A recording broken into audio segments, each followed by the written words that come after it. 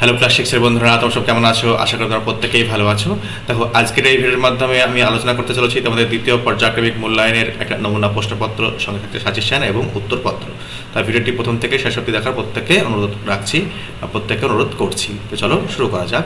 দেখো, তোমাদের কিন্তু প্রথমে জানাতে চাইবো তোমাদের সেকেন্ড সামেটিভ ইভ্যালুয়েশন টেস্টের যে মার্কস, সে মার্কস কিন্তু থাকবে 50 মার্কস এবং সময় থাকবে বরাদ্দ 1 ঘন্টা 30 মিনিট। ঠিক আছে, তোমাদের কিন্তু সেকেন্ড সামেটিভ পরীক্ষায় লেসন 4 থেকে লেসন 8 অবধি কিন্তু আসবে।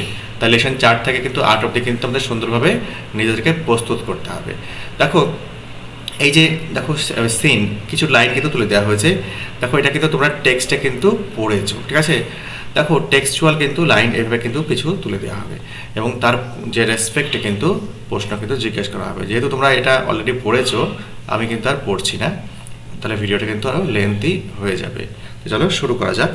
দেখো, প্রথমে কি রয়েছে, আনসার দ্য ফলোইং কোশ্চেন্স। দেখো প্রথমে কি রয়েছে না, তো when did the civilization of ancient Egypt flourish, বলছে প্রাচীন মিশরীয় যে সভ্যতা কখন দেখো বর্ধিত লাভ করেছিল, ফ্লারিশ করেছিল। ফ্লারিশ মানে কি, বেড়ে ওঠা। দেখো, the ancient Egyptian civilization flourished about 5000 years ago, প্রায় 5000 বছর আগে প্রাচীন মিশরীয় সভ্যতা গড়ে উঠেছিল। 2 নম্বরে খেয়াল করো, what did the Egyptian believe about their pharaohs. দেখো, ফেরাও সম্পর্কে ইজিপশিয়ানরা কি বিশ্বাস করতো। The Egyptian believe that pharaohs were god kings. দেখো, ইজিপশিয়ানরা বিশ্বাস করতেন কি না, তো ফেরাওরা ছিল দেখো ঈশ্বর প্রদত্ত রাজা। ঠিক আছে, ঈশ্বর রাজা। দেখো নেক্সট কি বলছে, what type of writing did ancient Egyptian use for inscription. দেখো, ইনস্ক্রিপশনের জন্য তারা কোন ধরনের লেখা ব্যবহার করত। দেখো, the ancient Egyptian used hieroglyphs for inscription. দেখো, হাইরোগ্লিফস যে লিপি, সেই লিপিটা কিন্তু লেখার কাজে কিন্তু ব্যবহার করতেন। 4 নম্বর দেখো, from what material did Egyptian make paper. দেখো, কোন ম্যাটেরিয়াল থেকে পেপার তারা বানাতো। দেখো, the Egyptian made paper from papyrus stem. দেখো, প্যাপিরাস গাছের যে কাণ্ড, সেই কাণ্ড থেকে কিন্তু তারা পেপার তৈরি করত। নেক্সট দেখো, why did the Egyptian build great temples and tombs. দেখো, অনেক যে তোমার মন্দির এবং সমাধি কেন তারা বানিয়েছিলেন। তো দ্য ইজিপশিয়ান বিল্ড দেখো great temples and tombs to honour their gods and their pharaohs and to prepare for কি বলছে আফটার লাইফ। দেখো কি বলছে, তো তাদের দেখো ঈশ্বরকে এবং তাদের যে ফেরাওস, তাদেরকে কিন্তু সম্মান দেওয়ার জন্য কিন্তু তারা টেম্পল এবং যে সমাধি কিন্তু বানিয়েছিলেন। আর একটা কেন, আর একটাও জিনিস ছিল, to prepare after life, after life. দেখো, তারা বিশ্বাস করতেন মৃত্যুর পরেও কিন্তু জীবন রয়েছে, সেই জীবনটাকে দেখো প্রিপেয়ার করার জন্য, সেই জীবনটাকে লিড করার জন্য তারা কিন্তু প্রস্তুত করতো। কি প্রস্তুত করতো না, তো টেম্পলস এবং টুম তৈরি করতো। ওকে, চলো আমরা নেক্সট দেখি, ট্রু ফলস দেখে নেব।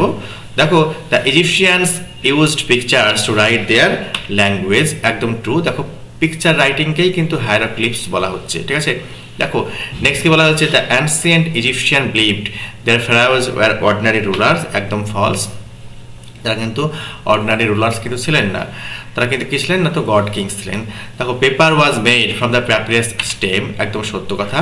দেখো, প্যাপিরাস গাছের যে কাণ্ড, সেই কাণ্ড থেকে কিন্তু পেপার তৈরি করা হতো। The civilization of ancient Egypt declined about কি বলছে না, তো 3000 ইয়ার্স আগো। এটা ফলস। নেক্সট কি রয়েছে, দেখো টেক্সট থেকে তথ্য নিয়ে কিন্তু আমাদের এই যে ডটেড পোর্শন বা ব্ল্যাঙ্ক পোর্শন রয়েছে, সেগুলো কিন্তু ফিল আপ করতে হবে। The ancient Egyptian believed that all pharaohs were কি বলছে না, তো গড কিংস। সমস্ত ফেরাওরাই কিন্তু গড কিংস ছিলেন। দেখো, হায়ারোগ্লিফস আর আ ফর্ম অফ কে বলছে না, তো picture writing used by Egyptian. দেখো, হায়ারোগ্লিফসটা কি না, তো পিকচার রাইটিং, যেটা কিন্তু ইজিপশিয়ানরা ব্যবহার করতেন, অর্থাৎ মিশরবাসীরা ব্যবহার করতেন। Paper was made from thinly sliced papyrus stem. Papyrus গাছের যে কাণ্ড, সেটাকে কিন্তু হালকা করে পাতলা করে কিন্তু স্লাইস করা হতো, টুকরো করা হতো, সেখান থেকে কিন্তু পেপার কিন্তু তৈরি করা হতো। নেক্সট কি রয়েছে না, তো তোমাদের কিন্তু কবিতা রয়েছে। ঠিক আছে, দেখো এই কবিতা থেকে কিন্তু কিছু লাইন কিন্তু এইভাবে কিন্তু তোমাদের তুলে দেওয়া হবে এবং তার পরিপ্রেক্ষিতে কিন্তু প্রশ্ন জিজ্ঞেস করা হবে। দেখো, যেহেতু তোমাদের সেকেন্ড সামেটিভে একটাই কবিতা রয়েছে, তাই এই কবিতা থেকে কিন্তু প্রশ্ন আসছে, তাই কিন্তু ভালো করে নিজেদেরকে রেডি করে নাও। দেখো, complete the following sentences with the information from the poem. Poem থেকে তথ্য নিয়ে কিন্তু আমাদের কমপ্লিট করতে হবে, যে ব্ল্যাঙ্কস রয়েছে সেইগুলি। The big kite rose towards the দেখো ট্র্যাঙ্কুইল স্কাই। দেখো ট্র্যাঙ্কুইল মানে কি প্রশান্তি, শান্ত আকাশ, ঠিক আছে। দেখো বড় ঘড়িটা কিন্তু উড়ে গেল কোথায় না তো শান্ত আকাশে। The little kite feared to fall down, দেখো ছোট ঘড়িটা কিন্তু ভয় পেলো, কেন ভয় পেলো না তো পড়ে যাবে তাই জন্য। নেক্সট দেখতে পাচ্ছি টিক দিতে বলা হয়েছে। দেখো মাল্টিপল টাইপ কোশ্চেন রয়েছে, দেখো 3টি করে অপশন রয়েছে, যেটি সঠিক হবে সেটাতে টিক দিতে হবে। The little kite thought it could not fly, ছোট ঘড়িটা ভাবলো কি ভাবলো না তো উঠতে পারবে না। দেখো the big kite told the small kite to try, দেখো বড় ঘড়িটা ছোট ঘড়িটাকে বললো কি না তো চেষ্টা করতে। এবার দেখো আনসিন রয়েছে। দেখো এই আনসিনটা কিন্তু বিভিন্ন ম্যাগাজিন, পত্রপত্রিকা, খবরের কাগজ এখান থেকে কিন্তু নেওয়া হয়, ঠিক আছে। চলো আমরা আনসিনটা একটু পড়ে দেখি। দেখো এই গল্পটা তোমরা ছেলেবেলা থেকে শিখে আসছো বা শুনে আসছো। দেখো আলাদিন ওয়াজ আ পোর চাইনিজ বয়, দেখো আলাদিন কে ছিল না তো একটা গরিব অসহায় একজন চীনা বালক ছিলেন। One day he was playing alone, দেখো খেয়াল করো একদিন কিন্তু সে একা খেলছিল, কোথায় না তো ইন দ্য রোড, রাস্তার উপরে সে একাকি কিন্তু খেলছিল। An old man came to Aladdin, দেখো একটা বয়স্ক লোক আলাদিনের কাছে এলো। হি সেড টু হিম, তাকে বললো আই নো ইউর ফাদার, আমি তোমার বাবাকে চিনি।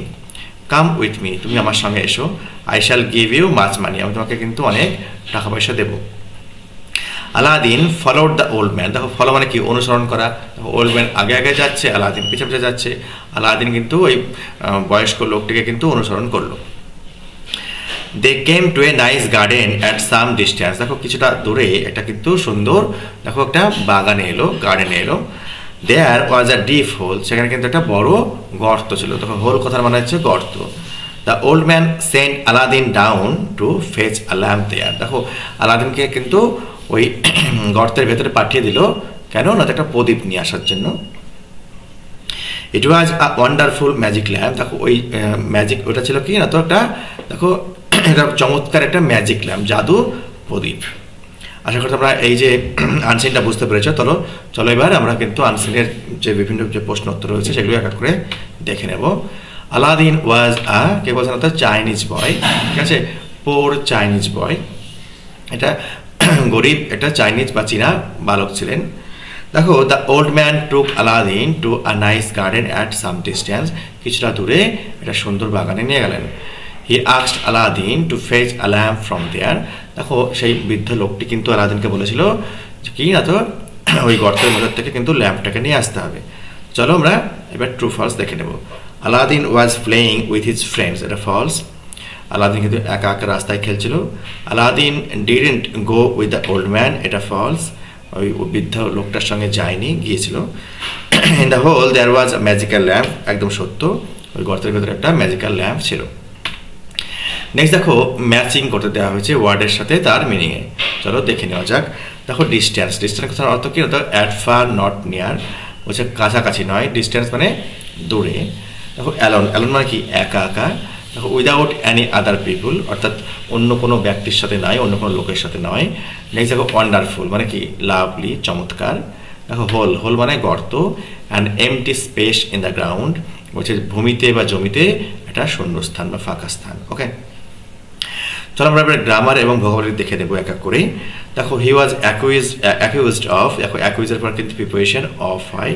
দেখো তাকে কিন্তু দোষী সাব্যস্ত করা হয়েছে, কেন, থেফটের জন্য, চুরির জন্য।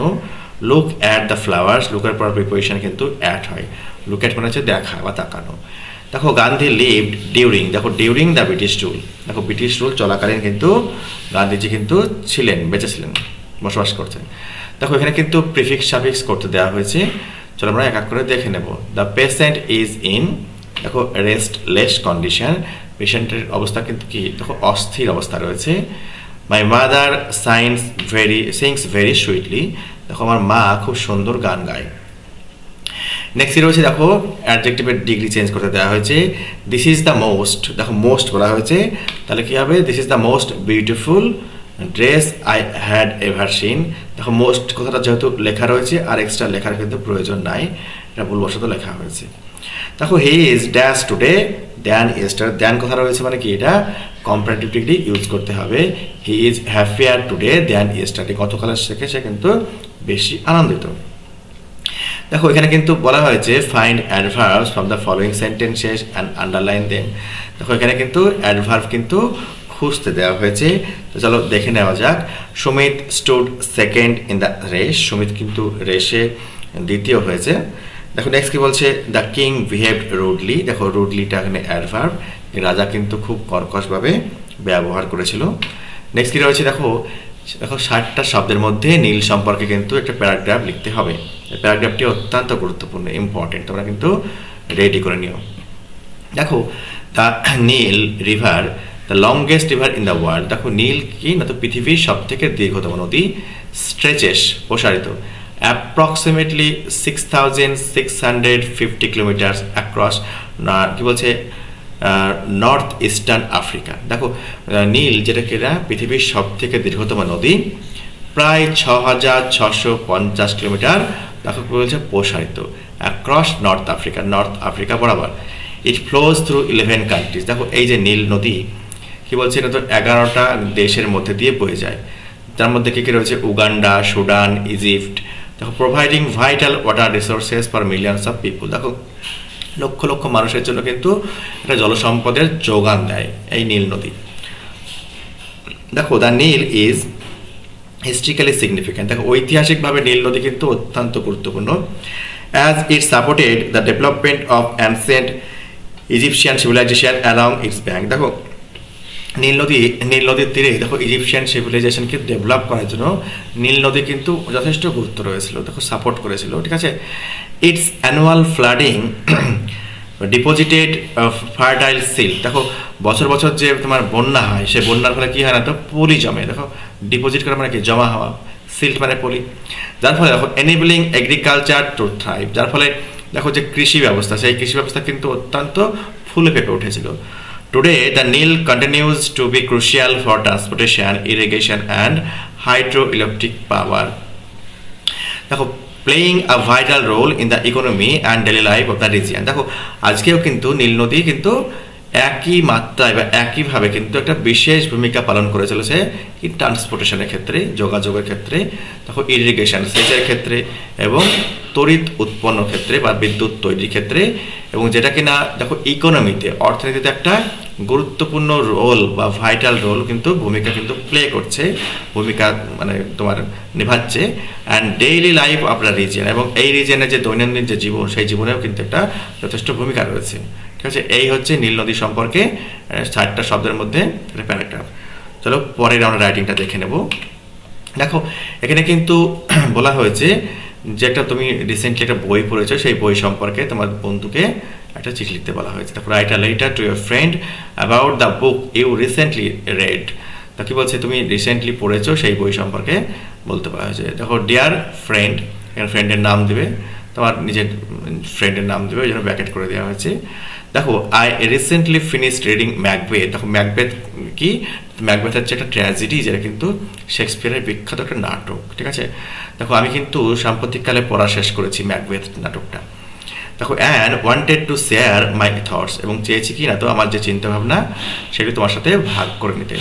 দেখো ইটস মানে it is a gripping tragedy by William Shakespeare about ambition, power and guilt. দেখো কি বলছে, এটা একটা, দেখো এটাকে কিন্তু একদম ছাড়া যায় না, যেন তোমাকে আঁকড়ে ধরে, খুবই মানে চিত্তাকর্ষক একটা তোমার বিয়োগান্তক নাটক। কি সম্পর্কে না তো উচ্চাকাঙ্ক্ষা, অ্যাম্বিশন, পাওয়ার, ক্ষমতা, এবং দেখো গিল্ট মানে কি অপরাধ, এই সম্পর্কে কিন্তু একটা নাটকটা। দেখো ম্যাকবেথ যে নাটক, সেই নাটকের যে প্রধান চরিত্র তার নামও কিন্তু ম্যাকবেথ, আমরা কিন্তু টেক্সটে কিন্তু দেখতে পাবো। দেখো Macbeth's desire to become king, দেখো ম্যাকবেথের যে ইচ্ছে, রাজা হওয়ার ইচ্ছে, leads him down a dark path filled with murder and deception. দেখো ম্যাকবেথের উচ্চাকাঙ্ক্ষা কি, রাজা হওয়ার যে আকাঙ্ক্ষা, ঠিক আছে, সেই আকাঙ্ক্ষা তাকে নিয়ে যায়, কোথায় নিয়ে যায়, এটা বলছে ডাউন আ ডার্ক পাথ। দেখো অন্ধকার একটা জগতে নিয়ে যায়, যেখানে কি রয়েছে, মার্ডার রয়েছে, ধোঁকা রয়েছে, এইসব রয়েছে। দেখো lady Macbeth is equally intriguing, her ambition drives her to push her husband into terrible deeds. দেখো লেডি ম্যাকবেথের চরিত্রটাও কিন্তু খুব মজার। দেখো ইকুয়ালি দেখো ইন্ট্রিগিং, তার উচ্চাকাঙ্ক্ষা কি, সে রানী হবে, সে কিন্তু কি করছে, নিজের হাজবেন্ডকে কিন্তু পুশ করছে কি, দেখো ভয়াবহ যে কাজ, ভয়াবহ কাজ বলতে এখানে হত্যাকে বোঝানো হয়েছে। দেখো রাজা ডাঙ্কানের কথা আমরা পাবো এই আলোচ্য যে তোমার ট্র্যাজেডি ম্যাকবেথ সেখানে। The play explores how unchecked ambition can corrupt a person's soul. দেখো কি বলছে, অনিয়ন্ত্রিত কি বলছে না আকাঙ্ক্ষা, সেটা কি করছে না তো মানুষের যে আত্মা, সেই আত্মাটাকে কিভাবে নষ্ট করে দিচ্ছে, করাপ্ট করে দিচ্ছে, ঠিক আছে। The language is powerful. দেখো এই যে ট্র্যাজেডির যে ল্যাঙ্গুয়েজ, ভাষা, সেটা কিন্তু অত্যন্ত ক্ষমতাবান, শক্তিশালী। And the themes are still relevant today. এবং এই যে থিমটা, বিষয়বস্তুটা কিন্তু আজকের দিনেও কিন্তু একইভাবে প্রাসঙ্গিক।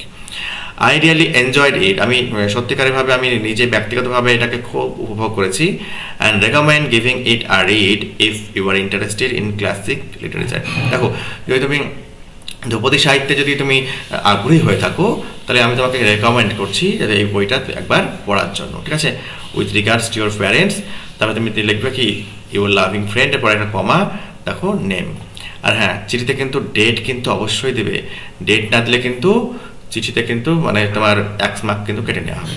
দেখো এই হচ্ছে আলোচ্য ভিডিও, দেখো আলোচ্য প্রশ্ন উত্তর। আশা করি তোমাদের ভিডিওটা ভালো লেগেছে। ভিডিওটি ভালো লাগলে একটা লাইক দিয়ে এবং সাবস্ক্রাইব করে অবশ্যই আমার পাশে থেকো। ভালো থেকো, সুস্থ থেকো।